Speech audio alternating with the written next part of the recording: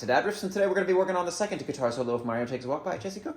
Alright, so the song is in E minor, except for this section that we're going to be doing right now has got a B in it, and that gives us the opportunity to get all Egyptian-like harmonic minor-ish. So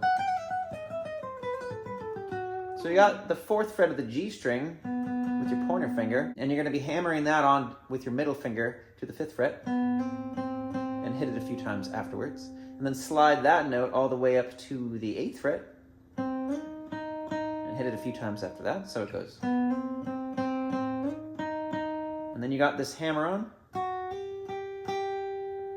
and then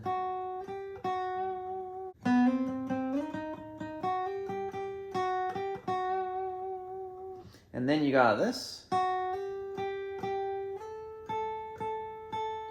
and then you got your middle finger on the 12th fret of the B string, and you got your ring finger that's going to hammer on, pull off, and then pull off to your pointer finger. So it goes,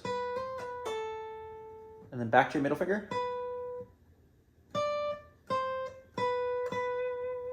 so that goes.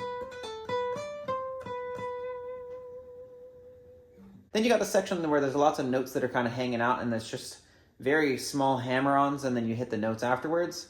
And it's kind of hard to describe. I'll just play it in slow motion, so it goes.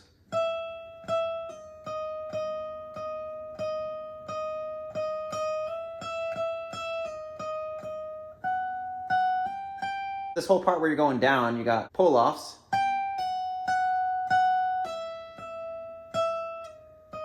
And then slide.